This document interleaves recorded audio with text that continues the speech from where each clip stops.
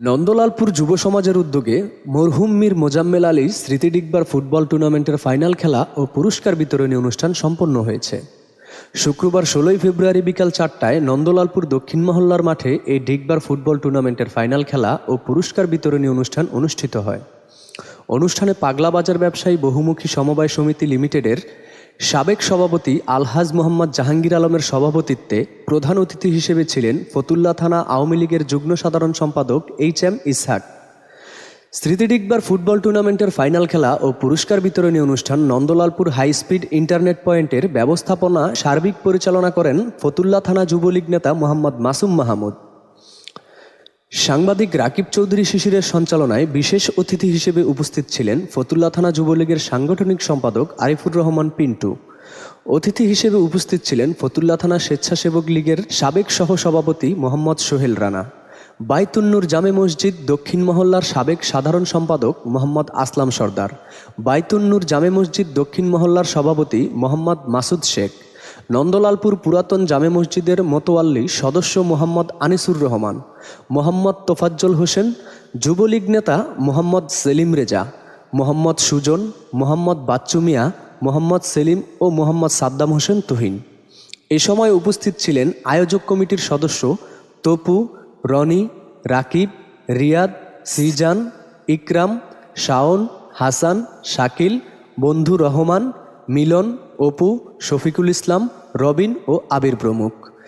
ফাইনালে Alamgir sporting club বনাম ইমন sporting ক্লাবের মধ্যে হাড্ডাহাড্ডি লড়াইয়ে 2-0 গোলে পরাজিত হয়েছে ইমন স্পোর্টিং ক্লাব। পরবর্তীতে অতিথিরা চ্যাম্পিয়ন ও রানার্স আপ দলের মধ্যে পুরস্কার বিতরণ করেন। আসলে খেলাধুলা মনের বিকাশ, খেলাধুলার ঐক্য গড়ায়, খেলাধুলা ভালো রাখে, মন শান্তিতে রাখে, মাদকের থেকে দূরে রাখে। মাদকের অভিশাপ থেকে দূরে রাখার জন্য এই যুবক ছাত্র যারা আছে তাদেরকে খেলাধুলায় মনোনিবেশ করাটা একটা ভালো কাজ। এবং আজকে যার নামে এই ফুটবল টুর্নামেন্টের আয়োজন করা হয়েছে, আমি ওনাকে অনেক আগ থেকে চিনতাম। উনি একজন সরকারি কর্মকর্তা ছিলেন এবং ভালো পজিশনে চাকরি করতেন। আজকে যে বাংলা ইনস্টিটিউটের বইমেলা হয় সেখানে তার অফিস ছিল।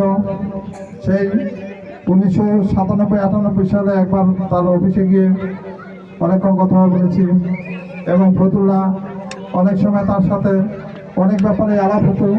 একজন সদালাপী লোক ছিলেন, ভালো মানুষ ছিলেন। এই ভালো মানুষের মৃত্যু হয় না, তাদের মৃত্যুর পরেও তাদের স্মৃতিগুলো থাকে।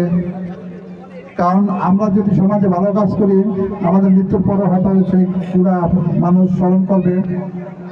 এবং আজকে যে হারে আমাদের এই মাঠের সংখ্যা কমতেছে, কারণ আসলে এটা মাঠ না, এটা বাড়ি জায়গা। 2 দিন পরে এখানে বিক্রি হবে, এরকম অট্টালিকা হবে, তখন আর খেলার জায়গা থাকবে না। তো আমরা চেষ্টা করতেছি যে কোথাও যেন রাস্তা মাঠ খুঁজে পাই। তাই ইনশাল্লাহ আশা করি হয়তো ভবিষ্যতে আমাদের এই সাইডেও একটা মাঠ হবে, এরকম আশা আছে। তাতে খেলাধুলার প্রচলন থাকবে, সবাই খেলাধুলায় মনোনিবেশ করবেন এবং ভালো থাকবেন, সুস্থ থাকবেন, এই আশাবাদ ব্যক্ত করে আমি আমার বক্তব্য শেষ করছি।